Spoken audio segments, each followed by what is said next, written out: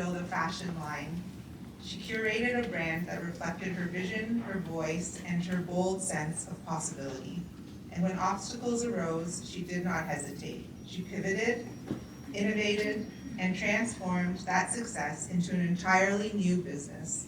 As with most great success stories, it all begins with a dream, and truly, no one can tell that story better than the dreamer herself. So get ready for an inspiring, honest, and empowering conversation. So let's put our hands together to welcome Rebecca Rowe and Tawana Adele. Thank you so much for being here in a snowstorm tonight. And my first question for Rebecca would be about dressing in snowstorm. Because today, when I was coming out of my parking to go to my office, and I'm looking at my snow boots, and I'm like, am I feeling confident? Yeah. I wasn't sure. Did you have to change your outfit today? Because of snowstorm? I only changed to come here, so. If I'm being completely honest, I was in pajama pants up until. Your journey in fashion started young, but also came from a feeling of not knowing where you fit in. Can you share a story that how this shaped your passion for visual identity, how it all began? So, we're gonna go way back to when I met this girl, this little tiny one over here, and we met at a restaurant. Now, I'm not sure if anyone noticed, but I'm really tall. So, what really started getting me into clothing and shaping how I chose to present myself was working in the service industry, having people respond to me in different clothing, but also understanding my stature and that I couldn't wear clothing that was quote unquote appropriate for my age category. I was thrown into women's wear when I was still developing, simply because of the length of my life. So part of your personal style really goes way back to how you feel about clothing, how some of those first core memories are about clothing. Yeah, that's so true. I think we can all relate to that. And I forgot to mention that this is a very interactive conversation, guys. You can always, of course, if you wanted to ask a question, feel free. But it's cool. Yeah. We'll throw you a microphone. Thank you so much for sharing, Rebecca. And have you guys watched Emily in Paris? Yeah. Because that's one of my guilty pleasures, Emily in Paris. When I was talking to Sam about Rebecca, I'm like, oh my god, she was Emily in Paris. Yes, Rebecca went to New York, studied in fashion at Pratt Institute, and finished her education in Paris. How did these experiences shape your view of clothing as a form of identity, rather than just something you wear? And how did you transition from designing clothes into a stylist? Okay, I'm gonna start with a lot of questions there. Yeah. So, right out of high school, I went to school in New York for fashion design. Okay. So the whole story is that I actually applied, and then I didn't think I was gonna get in, and so I didn't actually tell my parents about it until I got in and had already accepted. And I was like, hey mom, by the way, I need like $50,000. So my first experience with fashion in the industry was really in New York City. So I was living in Brooklyn. I was the international student who didn't look any different than any of my colleagues, except now I was thrown into a really big city with a really different culture. And then the year after my freshman year, my dad passed away, and I took a year off. And so I was like, no, I need a year. Everyone needs a year to heal after that sort of experience. And I needed to go back to school. I knew that I needed to go back to school. I wasn't done with fashion. Mm-hmm. That is when I went to school in Paris. So I actually have a British citizenship. My family is first generation Canadian. So it was a lot cheaper to go to school in Paris. I was just going to say, how did you talk about finances and affording staying in Paris? I mean, I'm gonna give away my age, and England was still part of the EU when I went to school. So I was able to apply as a British citizen, and I was able to go to school and finish it was a 2-year condensed program that I slammed into, I think it was close to 18 months, where I was away studying. And what really benefited me from that was that I had that year of experience in New York where slow is not an option. That whole culture of go fast, go right, that stayed with me, whereas in Paris it was a lot slower. Oh, take your time, learn this thing, figure this out. So I was able to take advantage of being in Paris, and so I was working for I worked for a Swedish designer in her atelier, because in Paris it's still very much like you have a shop, and then in the back there's the studio. And they would take students and they would teach you how to use leather and how to sew a dress or a jacket, or I got the opportunity to help another designer, a British designer, with London Fashion Week because it was an hour away. Yeah. So being in the experience and being in the industry, having the opportunity to take internships whenever I could, that is what really shaped who I was as a designer, because I was a designer up until 2023. Because I was gonna get that, and how did you then become a stylist? So after I graduated, I came back home to Ottawa thinking, oh, okay, perfect, I'm getting a job in fashion. In Ottawa. Ottawa, Paris. Everybody started laughing. Okay? So your options in Ottawa are go work for the Bay, which doesn't exist anymore, or start your own brand. Right? So I started my own brand. I bought some fabric, I had a sewing machine, Amazing. and I started building my own brand right out of college. Yeah. I had nationwide distributorship of my brand in 2023 when my studio flooded. Oh no. And Challenges always. And you know what? The world happens, and it always happens for a reason. At that point in my career, it was always a struggle Yeah. for making clothes. Yeah. And you know, when I found my rep, I was like, oh, perfect. I got my next break. Oh, and when I got the first store who took my clothes on the West Coast, I was like, oh, perfect. So now this is gonna get easier. My second store on the East Coast, oh, now it's gonna get easier. And it just never really got easier. Yeah. And when my studio flooded, it took with me all of my products, Work, yeah. right? And I needed to make money. But at that point, people had said, great, you have time now. Can you help me with my closet? Can you help? And so the first thing that happened was they asked me to create a capsule wardrobe for them.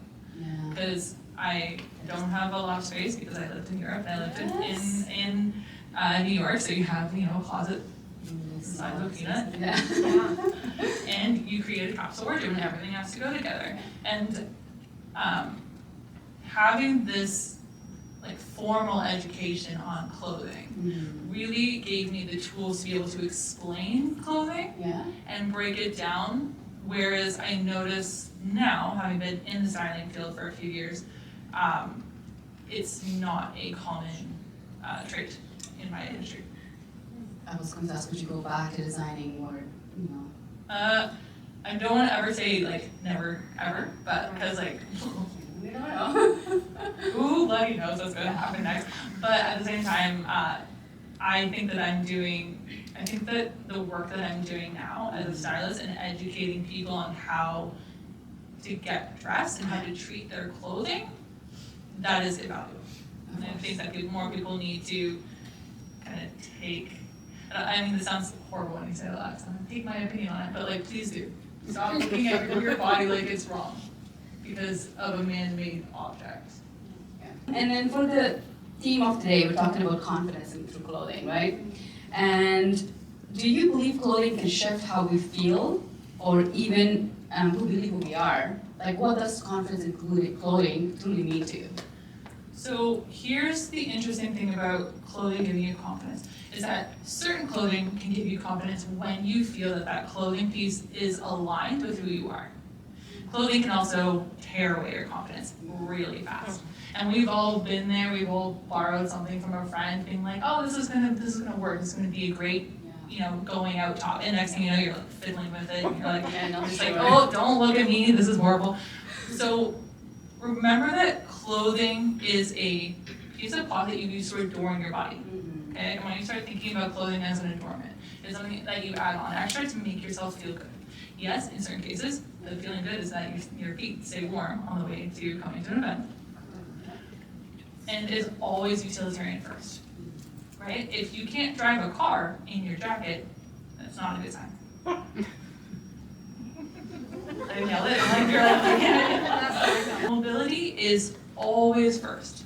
And now, going back to the confidence, again, it's finding out what your style words are and choosing clothing that feels aligned with what those words are. And that is how you get confident. Yeah. And yes, it can feel like a costume, but if it feels like a costume of the person you want to be, that's where you can kind of unlock confidence, you can kind of step into that next person. If it feels like a costume of someone that you don't want to be, that's where it can take it away. Because this is not like a female forward conversation. I know that there's a lot of female forward here, but please remember for the guys in the back, this is for you guys too. If you guys feel like you're putting on a suit because you're playing dress up, this is not gonna work. It's so easy for men to dress up, you just have to wear a suit, right? Yeah. Yeah. Can we talk about that? I'm gonna ask the women in this group, how easy is it for you guys to dress quote unquote professionally? Raise your hand. If you think it's easy, put your hand up. Wow, nobody. Okay, you got like 3 people. You have 3 people who are all a straight size. Sorry to say. You can like do a straight size. So like you can go into the store, you can buy clothes off the rack, nothing, right? So it's an interesting conversation to your point about being able to wear a suit. It's like with suits, yes, you are given a box. You need to wear a suit. This is what we've deemed as appropriate. Now, within that box, there's lots that you can play with. You can play with texture, you can play with color, you can play with shape, you can play with a couple of different things, but you need to be exposed to those other fashion theories before you get a chance to play with them. For the women who said it was more challenging, it is more challenging for you. Menswear-inspired clothing, which is often what we deem as professional attire, is not made for us. It is not made for curves, it is not made for mobility, it is not made for the rest of your life. Right? So the rest of your life where you do need to maybe bend down and help kids, you do need to drive a car. It is restrictive, for lack of a better phrase. And then if you apply stretch to these menswear-inspired pieces, suddenly they don't look so professional, right? This is where we need to understand that there is a difference between menswear and women's wear, and it's simply because of how the marketing around women's wear has been done. So women's wear is made quite quickly, which means that it is made a lot more affordably in a lot of cases. Sorry, I went off script. Women tend to wear men's-inspired professional setting. Like I always want to wear a suit, but I never find that looks good on me. Like or a button-up shirt, and we want to talk about how, how does that play into confidence in clothing? So, to your point, a button-up shirt, a suit, jacket, these are all very masculine-inspired pieces, or menswear-inspired pieces. Now, if you have a personal sense of style that lends really well to it, then this is great. You're laughing. You can wear kind of an oversized suit. You have like broad shoulders, things like that. But a lot of women don't have that shape. So instead, it's finding pieces that feel still appropriate, but made for a female form. So you can still wear a jacket, but maybe instead of one with a lapel, you're wearing one with a more like a Chanel cut jacket. Thank you so much for sharing that. Like, during our conversation with you, Rebecca, I think there's one thing that you guys talked about, it was the body type. And like, I know let's talk about it. And I know you mentioned it a little bit more, but can we talk about that a little bit more so we can elaborate to everyone? Absolutely. So when I talk about styling with my clients, I don't bring up body type. Because the body type is irrelevant unless you're looking for a hourglass figure, right? So if you are pear shape, whatever. First of all, I've never seen a woman look like a pear. I've never seen them look like an apple. I've never seen them look like a banana, which is another one that I heard recently, and I was like, this is ridiculous. But those rules around your body shape are only there so that you can develop you can manufacture a hourglass figure. So if we take the hourglass figure off and we say, okay, well, what if we were going to style with anchor points? So anchor points are 3 areas on a body, men, okay, and they're, call it chin down, so earrings would count, your waist or your feet. You only need one to have an outfit feel put together. So an anchor point is something hard.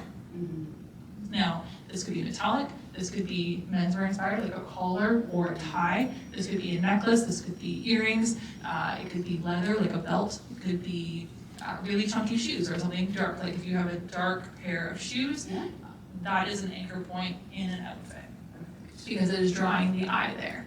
And remember that you only need one. So you get to decide, now, okay, where is this anchor point and how do I feel in this outfit together?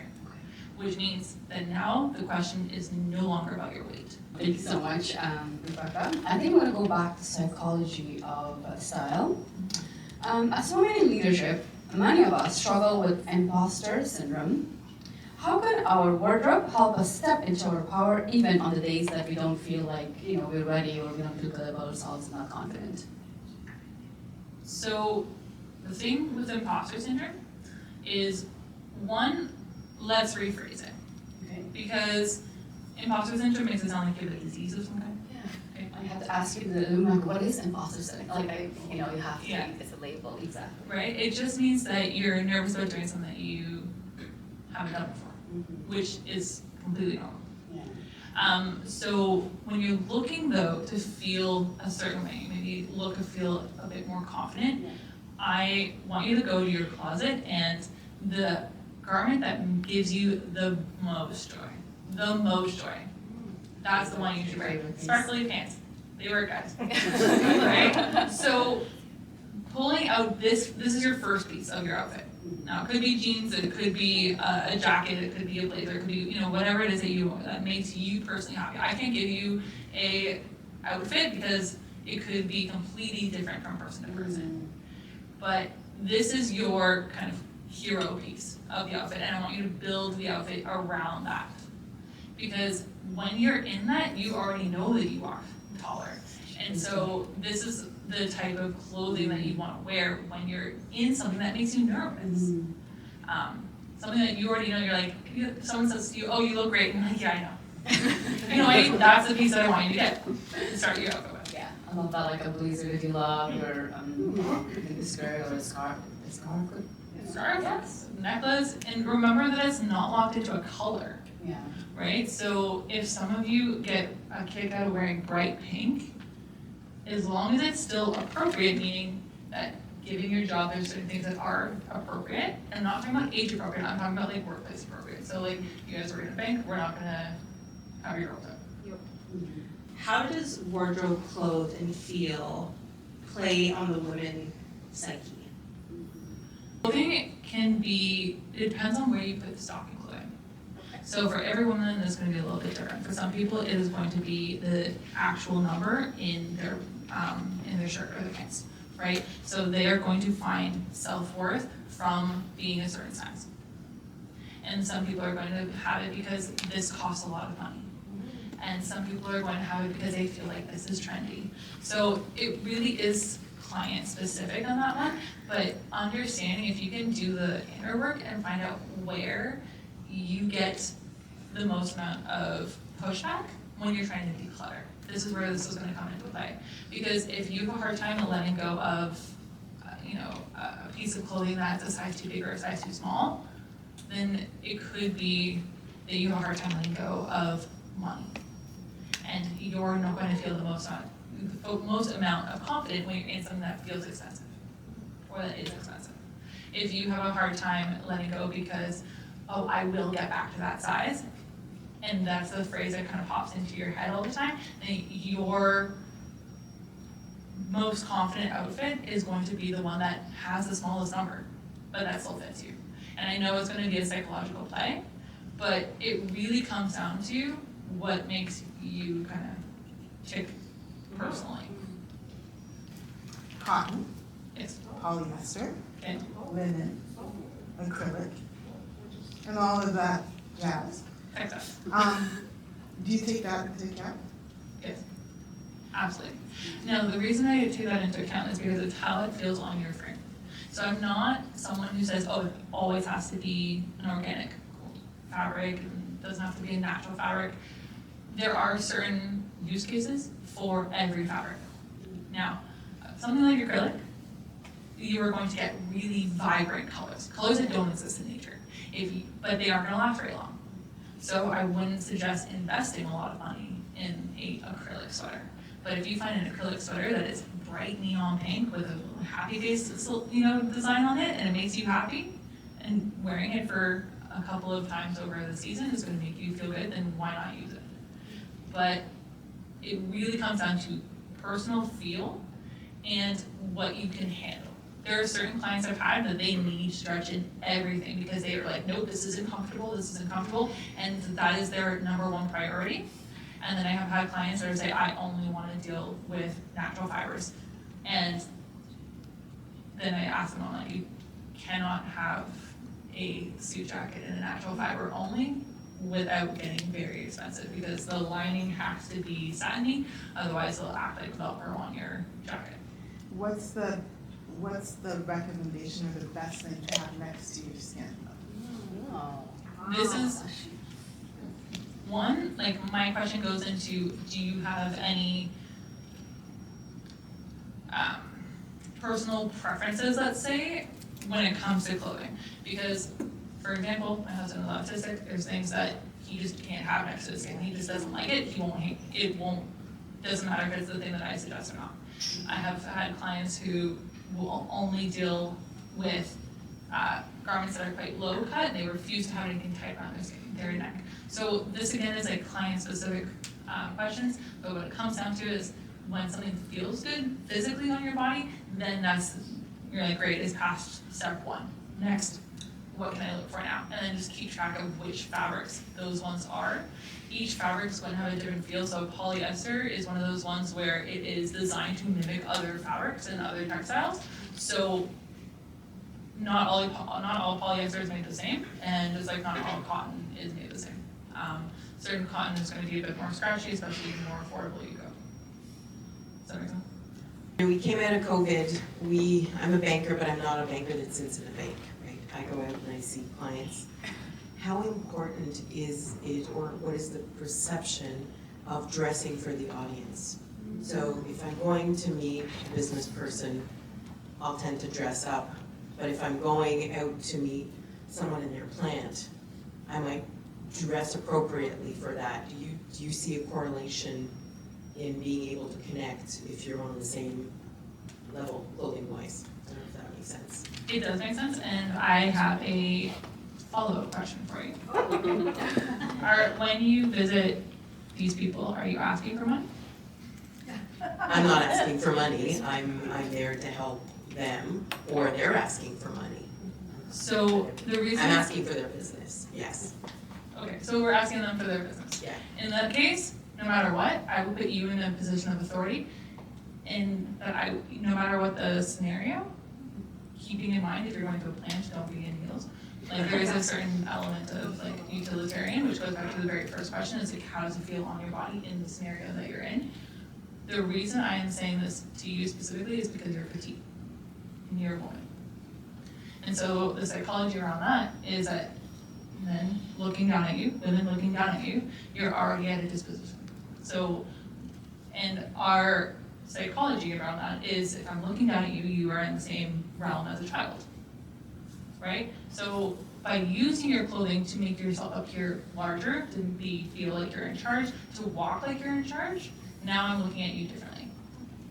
If I showed up today at 6'1" in a t-shirt and a pair of jeans, I would still command attention because people have to physically look up at me.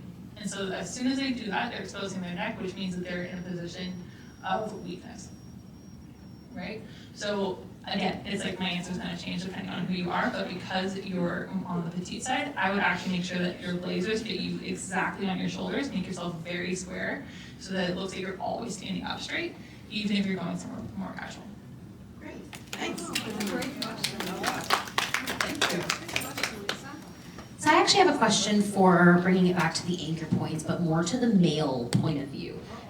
So you mentioned that the 3 anchor points are chin, waist, shoe, right? So effectively the normal 3 things that men wear in a professional attire. So bringing it back to Jason's point about how it's a bit more complicated to come up with wardrobe choices for men.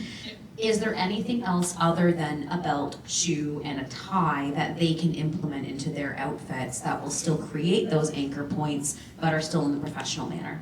Absolutely. This is where I really suggest that men play with things like pocket squares, play with brooches, play with textiles, and different sort of textures. There is nothing unprofessional around wearing a printed shirt or dress shirt. You could also play around. It doesn't necessarily have to be a collared shirt. You could play with a couple of different other shapes when it comes to the shirt you wear underneath. Not a t-shirt, but still a professional shirt that doesn't have a collar. You can play with,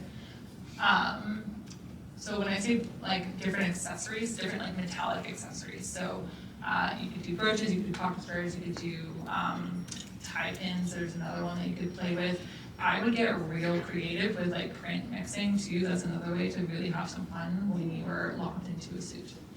Well, thank you, everyone. Really good questions. I think I'll go back to Vanessa's question a little bit when it comes to, I think you mentioned it too, decluttering. You said one of your go-to tools for anxiety is decluttering. What's the connection between mental clarity, physical spaces, and personal style? So when you have less physical clutter around you, you're able to make clearer decisions.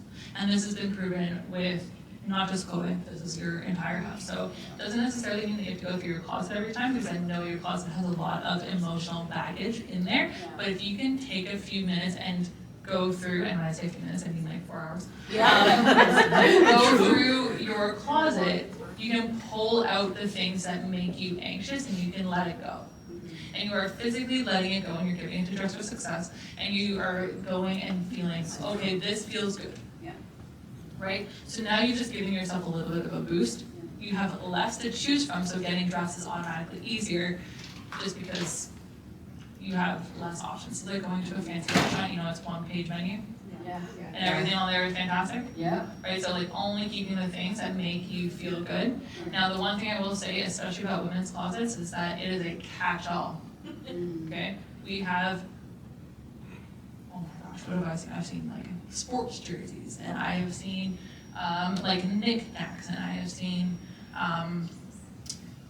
costumes, like all sorts of different textiles and pictures and photo albums and like you name it, it's been in the closet. Oh yeah. Take the stuff out of your closet, out of your main closet. Put it in your guest room closet if you want to. Put it in like the bottom drawer somewhere that you don't usually go to. But if you can keep your clothing, this is a space for your clothing, for you to go and choose how you want to feel for that day. This is an important space for you, and you need to make sure that it is kept with respect. So the things in there, they fit you currently. You don't have to get rid of the things that don't fit you currently. That's not what we're talking about. We can put them in a suitcase, and you can have them under your bed, and you can go and you can check them every couple months if you want. But your closet is there for the things that fit you currently, that you've tried on, and that you have an idea of what to do with, because that way you know exactly what you're gonna do when you walk into that closet. I think we had a few looks when we were talking to each other, because you know we all have those closets. My closets have frames, jerseys, sweaters that I wear. It's a project. Right? And then you think about it and you go, oh my God, Yeah. I don't want to go there. Right? So that moment where you start thinking, oh dear God, when you're thinking about getting dressed in the morning, that's not how you want to start your day. And for my Afghan girls here, it's like half of the closet is like filled with traditional clothes that I never wear. It's just filled. Right? Yeah. What are 3 simple wardrobe shifts any woman can make tomorrow morning to feel more put together and confident? So the easiest shift is make sure you have an anchor point on. Right? Points. So you're gonna look at your outfit and you're gonna go, okay, is there either something around my neck, especially if I have a Zoom meeting, or like any sort of waist up meetings. So something, like I said, something metallic. Could be something in your hair. Women can put something in your hair. Hats would work too. I don't know how you guys feel about hats in the office, but could do something like that. Also make sure that you have 3 pieces on. Okay, so it doesn't necessarily have to be a layer. Like, I mean, it's easy to layer now that it's freezing outside. But just make sure that you have 3 pieces on. Okay? Pieces on? Yeah. Like, if you're wearing a dress, then it's going to be a dress, shoes, and and like an earring or something. If you're going to be in pants, it's like you're wearing your base, your layer, and your accessory. So if you do a quick like, oh, 1, 2, 3, okay, cool, I feel put together. Right? It's an easy kind of check right before you leave the house. Simple. Thank you. My entire business plan is how can I teach you how to dress for yourself so that you don't need me. Oh, that one. I'm gonna get a call from you guys, is that, business sector after this. But my core philosophy in styling is that it is a skill, which means that it can be learned. The same way that you learn how to drive a car, you learn how to speak another language, it is a skill, right? Now, if you've never been taught the skill, then there's no reason you should know the skill. So when I say it should feel good on your body, this is where I get back to the same questions. Do some research on your own wardrobe. Because your style is in your wardrobe. Yeah. It's in there already. Yeah. And the people that I have that say, oh, I don't have a style, I often respond with, yes, you do, but you can't articulate it. Or you don't want to articulate it, right? So this is a really big thing. If you constantly feel sloppy or frumpy or like you don't care, that is your style, and that is what you're projecting, right? So once we are able to put words to how you're feeling in your clothing, then that's when I come in and I can say, okay, great, here's how we're gonna fix this. Yeah. Here's what we're gonna put together. And it's just math. You guys are all bankers, you're at least better at math than I was. With numbers and money. Right? So, sort of linking this with the Dress for Success initiative there, as we know, dressing up can be costly. What advice would you have for someone looking to dress up on a budget? I can honestly say that I think I personally have only paid for like 25% of my wardrobe. Then I took some, like my mom was giving stuff away, so I took some from her. My grandma was giving stuff away, so I took some from her. Like my friends didn't like the clothes that they had, so they said, hey Bex, do you want this? Like if you make it known to your community that you're looking for clothes, clothes will appear, right? There is 8 billion people in this world and 33 billion clothing pieces made every year. There is clothes in this world. Now, if you're specifically looking for interesting clothes that fit a very specific style and look, that's where things can get a bit more tricky, but thrift stores, clothing swaps, you do have to ask for help and the clothing will appear. I have a follow-up to your answer. Sure. So you get these clothes from like your mom, your grandma, or whoever. Do you make them into something you want, or do you use them as is for both? I use them as is for the most part. So there's ways that you can style clothing that is completely different than whoever gave it to you. Remember that clothing is an inanimate object, so just because a clothing looks old in the store doesn't mean that it actually is an old piece of clothing. Just like half of my clothes are menswear, but they don't look like menswear on me. So it's really playing with the skill of styling and understanding, okay, how does this look and how do I want it to look on me? Now, that being said, the sewing machine is a great tool when it comes to building your personal style, and if you can do something like even those like Amazon stitch guns, they're like no-sew options that you can kind of turn things up and make things the way that you want them to be. Would be a good option. Just to piggyback on that question, how would you prepare psychology in terms of, so, for example, sometimes people give away clothes and you go and take them. And then when you come back, some of them are maybe not really your style, but then they feel comfortable. So how do you blend into your wardrobe in terms of how you want to present, for example, for work or for any other kind of occasions? So how would you prepare for the psychological piece where you take the things that you need as opposed to taking everything that you may not, right? So I think majority of the people, when they go to their clothes, they open their closet and they're full of clothes, but like, I have nothing to wear, right? Yeah. There's so many people like that. Like, is that a psychological piece, or how would you advise it? So there's kind of like 2 questions in there. So I'm going to answer the first one which is if you took a piece of clothing and it feels physically comfortable but you don't know how to style it, this is a question for you wouldn't have taken it if you didn't like it in the first place. Now, I want everyone to like remember that like clothing is in your closet for a reason, and there is some element of it that you like. Now, I always say that it needs to have 3 fashion theories work with you, otherwise it doesn't belong in your closet at all. It's gonna be a really challenging piece of style. So a fashion theory is color, print, texture, shape, and then details. So details being like different buttons, lace, things like that on a garment, zippers on a jacket. So it needs to have 3 things for it to work seamlessly in your wardrobe.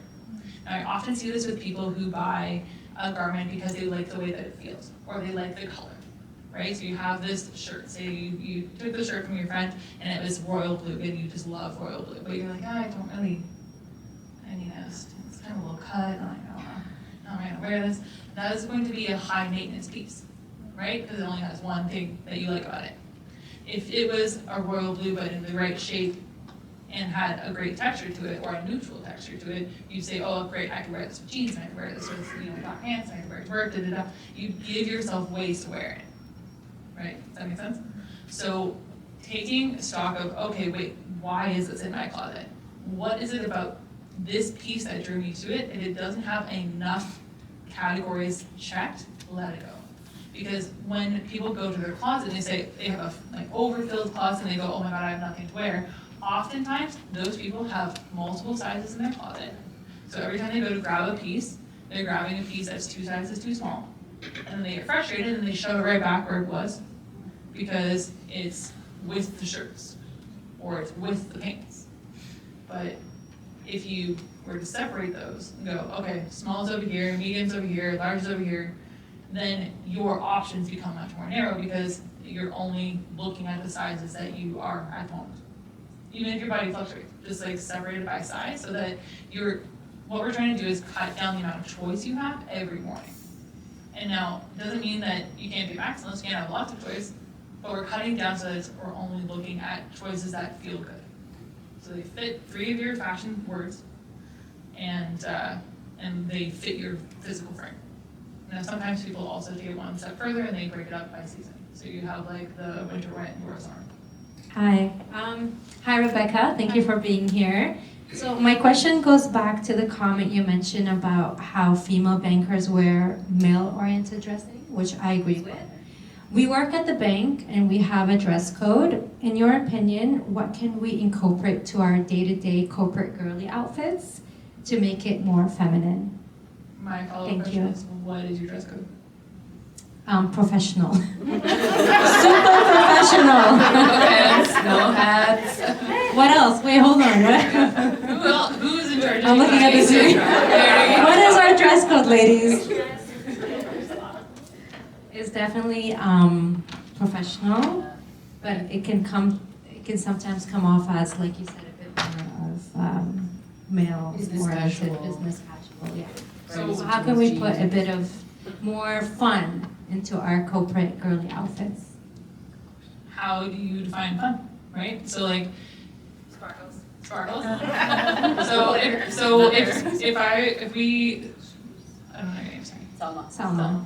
If we put Selma in a complete, like a suit, full men's inspired suit, but with sparkles on the edge, would that be okay? Yes. Okay. So it's taking the dress code and understanding what the essence of it is, and then applying it to your personal style. So if your personal style is more feminine, more whimsy, more boho, whatever the case may be, there's what a professional style is, basically means the girls are covered and you're not in a too short skirt, right? Yeah. Okay? So there's actually nothing in there that says that you have to be in a blazer. But we associate professional with a blazer. And this is where we get into a much deeper conversation about the patriarchy, and we're going to avoid that one. But this is where, ask yourself, okay, what does it mean to be professional? If I'm fully covered, is that professional? Like, how do you want to be perceived is the other question that I would ask. But basically taking the dress code and understanding what it means at its essence, not trying to be someone that you're not. So you don't actually have to wear a blazer or a suit or any sort of trouser or suiting to be professional. You could wear a floral of some kind. I think what we really need to get down, like, to the core of it is just making sure that the skirt is appropriate length and making sure that the girls are covered. Anything else? Sounds like free game. Maybe no jeans or yoga pants. No strap, spaghetti strap. No spaghetti straps. There you go. Man, I don't want to see you in spaghetti straps either. But like, so basically, we just don't want we don't want a lot of skin. Is what I'm hearing, right? Perfect. I mean, so Amazing. get fun. Have some fun with layers. Maybe add some brooch or something. Yeah, like that. brooches, like accessories, like you can have a Scarves. lot of fun with the additional pieces of your wardrobe. You don't need to be locked in, but you need to take a look at what you think professional means and dissect that. Amazing, thank you. Points. Exactly. So like professional anchor points could be menswear-inspired, it could be a tie. And then, but it's gonna be more interesting when if you were to wear a tie, it's gonna feel more interesting than if a man wears a tie. I agree. That was a really good question, Salma. Thank you. And I think I have one more to follow up on her. All right. I was just second doubting myself before I asked the question because I feel underdressed just being in this. Different dress code theme. But my question is actually just a bit of a follow-up on her end to regarding diversity. And you're working in a very multicultural environment overall, right? I just wrote down the question right now. With cultural diversity shaping different views and whatnot, especially in a professional dress worldwide, each one of them have a different perspective of what formal dressing means or what it entails. Do you feel or do you see in the future that the dress code might evolve differently from where we are, given the diversity of things? Oh, I think the dress code is going to evolve the moment the millennials are out of the workforce and the Gen Zs come in. The dress code is already changing, but the world is designed to change. Humans are designed to change. Clothing is a representation of how we feel in the moment, right? So, and then different clothing means different things to different people, right? Low-rise skinny jeans sends most of us into a panic, but the younger generation doesn't have those flashbacks yet. So it really is going to look different based on the people in the workforce and how they interpret the dress code. What comes down to dress codes in general is, can you get very clear as to what the essence of it is, and then let them have the creative fun, and put in very specific, right? So if you are okay with skirts, then give them a length, right? Give them a box because they'll play within the box, right? And there'll be some people, and you know who they are. They're gonna push the edges. And they're like, how far can I push this right? And you're like, oh, that just got dress coded. There you go. There's the line, right? Let people have that opportunity, but force them into getting creative. Thank you. Were there any more questions? I have a question. All right. You guys can get real specific. This is More fun. So you said 25% of your closet is purchased. Yeah. The rest is given. When you go shopping, so purchasing clothing, what are the brands that you tend to go for and why? I am a designer first, Yes. so I go for small brands. Okay. I know for a fact that if I can't compete on price, then I have to compete on quality. So, locally, I'm going to Flock, which is in Westboro. If you're, they are fantastic. They have a variety of different sizing. You do have to go and try things on because every designer feels and fits a little differently.